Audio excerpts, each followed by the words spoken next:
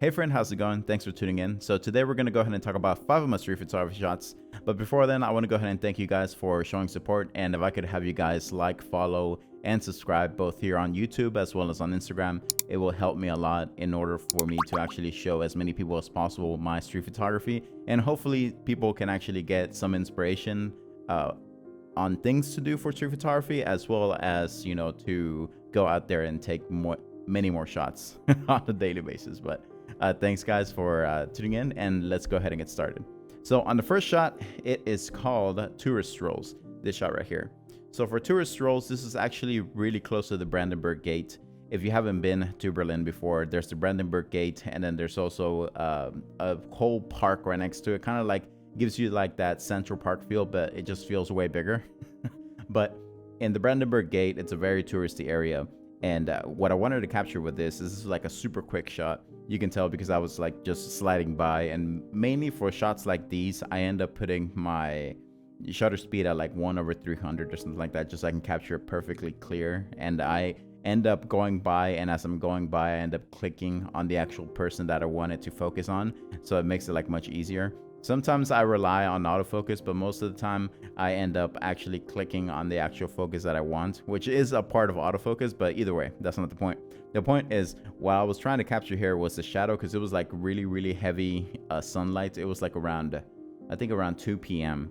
and the sun was like bashing in on Brandenburg Gate and that whole tourist area. So the shadow was like actually pretty strong. So that's why I ended up capturing it in that sideways motion, so I could actually see the shadow and then see the biker as well.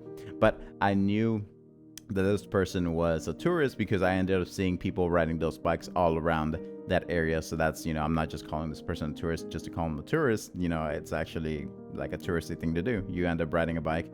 And that is one really cool thing that I love about Berlin, is that it's super accessible to bikes. So you can actually just rent a bike and just go explore the city. You don't even need to go and get an Uber or anything like that. You can actually just ride bikes everywhere, and it's so much fun. So if you ever go to Berlin, I definitely recommend actually getting a bike, and that way you're able to see many parts of the city that you wouldn't see, just walking around or taking an Uber, because you can see much more of the city. But that's this shot. Okay, and then the next one, it is called Natural Poses. So for Natural Poses, this was in Cologne, Germany, this shot right here. And what I really liked about it was that I have like background doing a lot of portrait photography. I don't do it as often anymore because it does take a lot of time, and it is a very specific art, like very specific. If you're doing this art, it's mainly the thing that you're going to be doing, just because it takes a lot of editing, it takes a lot of time. And I ended up moving away from it because I knew that it was going to take much more time than I wanted to put into it. To like keep pursuing it and everything. So that's why I ended up moving away from it. But that's not the point. The point is that I got really good at capturing poses of models whenever I would take the photos. I'll put some of the pictures here so you guys can see. But whenever I did photo shoots, what I would do is that I would play music and then have them move and like move about and everything, and just like look very natural. And that helped me out a lot because I was able to have them do natural poses that they wouldn't do just, standing in place and like staying in a specific pose. They would move about to the music sometimes, because I would usually play trance and stuff like that, like EDM music.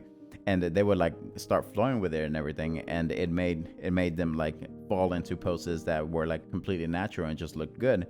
So this photo right here, I ended up walking around and ended up seeing her out.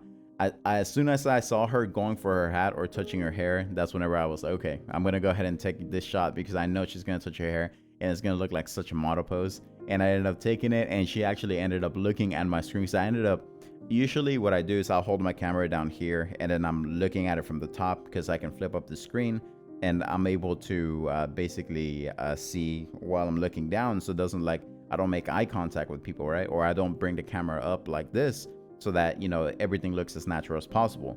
But for this one, I actually ended up bringing the camera up because I wanted her to actually look at me, because I wanted her eyes to lead towards me, kind of like when you're doing a photo shoot. So basically, I ended up taking that photo, and she ended up looking at me because I raised my camera up, and it was like the perfect pose. It was great. So the framing on this, I ended up putting. So I could have basically cut it up to where it was only her on the image, and it would like look just like a portrait basically.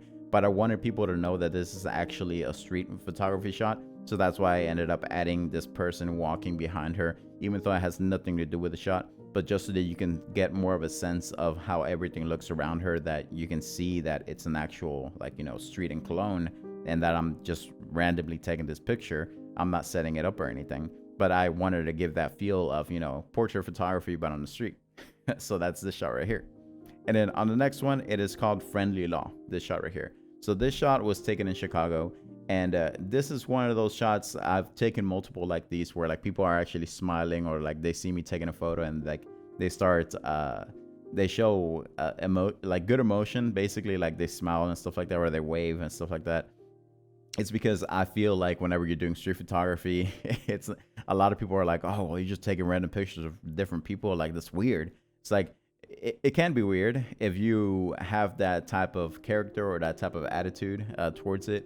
But if you don't, if you're actually doing it as an artistic form because you love it, and this is just something that you enjoy all the time, people get that energy from you. So like whenever I'm walking around in Dallas, Chicago, New York City, and Germany, and places like that, whenever I walk around and I'm taking pictures, people feel my energy. So whenever they feel my energy, they can sense that I'm not taking pictures being creepy or anything.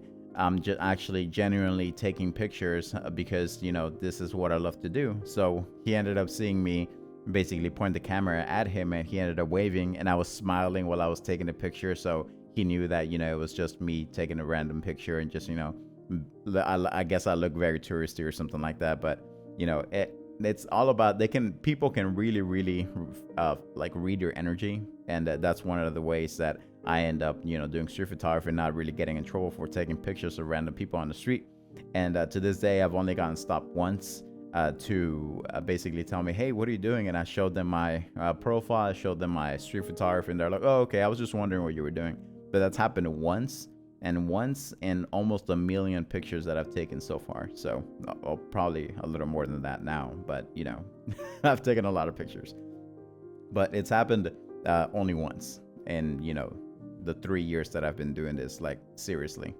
And okay, so then for the next one, this one right here is called Menacing Pigeon.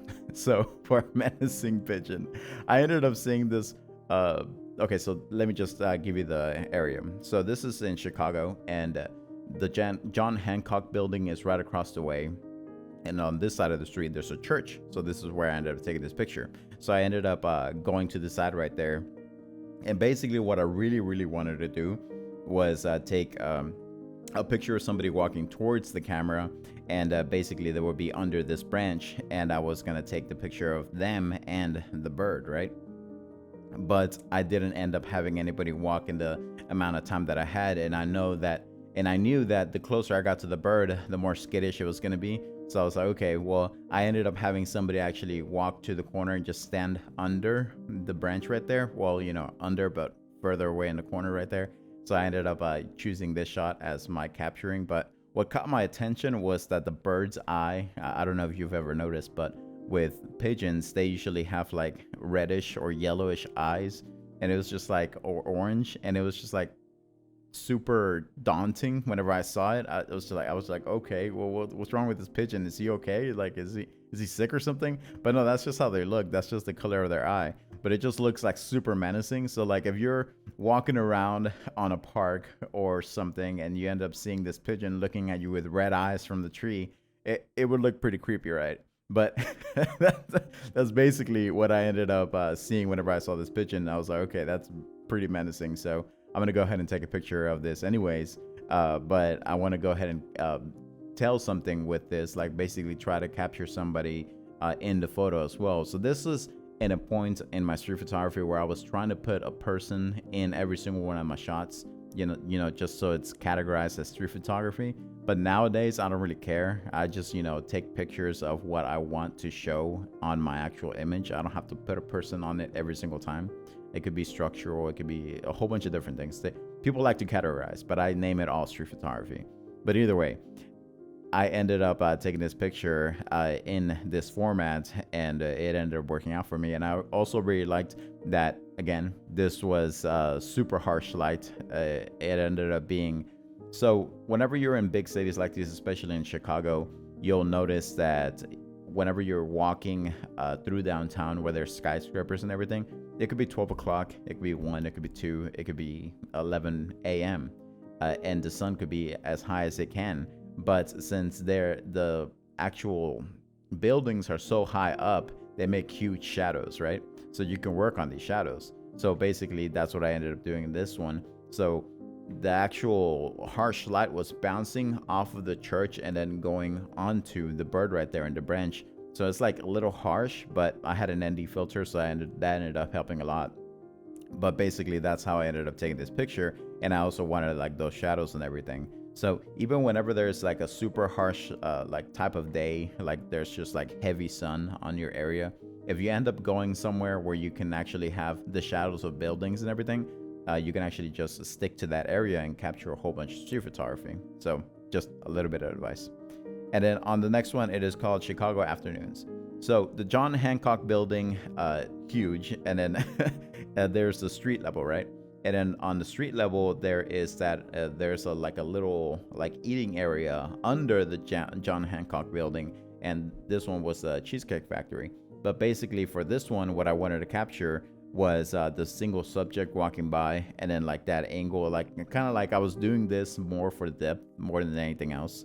And this one's called Chicago Afternoons. But I was doing this more for the depth than anything else. I just wanted to capture like, basically a normal day, a type of a daily life type of shot in Chicago. And I ended up angling it as me being on, the ground level, and then looking down towards the Cheesecake Factory, all the tables and everything. And that I ended up waiting there for a little bit just for a subject to walk by, so I would be able to capture that subject right there and then basically show the whole scene of what I wanted to show, which was, this chill, like Chicago afternoon, like kind of like somewhere where you can literally just go and like hang out, and then you don't really have to worry about things going crazy or anything like that. You can literally just relax. So yeah, that's this shot. And those are the 5 shots for today. So I didn't end up uploading something on Saturday. So yeah, I was just super busy, but I did end up uploading the other 5 shots. So those are the shots that I wanted to talk about today. But I hope this helped you in some way to go ahead and get inspired to either go out and do more street photography, or actually just get inspired to get a different feel and maybe, look at things in a different perspective, like on what you actually want to say with your street photography. Like there are a lot of people that end up taking pictures and I don't capture every single time what they really want to say with their specific photos. So maybe this is something that you could do, where you can try to get into your photos and see, what am I trying to say with this photo? Like, what's the meaning behind me actually taking this photo? And then once you start thinking like that, then your shots start getting so much more complex. And then, it's a domino effect. You'll start thinking about things, okay, this is where I want to go, this is what I want to do, this is what I want to say. And it's just another way to like evolve in your street photography. So if this is something that you want to do and you want to get inspired by, awesome, all power to you. And I hope to see your street photography on Instagram, because that's mainly where I end up uploading all of my street photography photos. But I hope you guys have a good night, and I'll go ahead and catch you guys next time.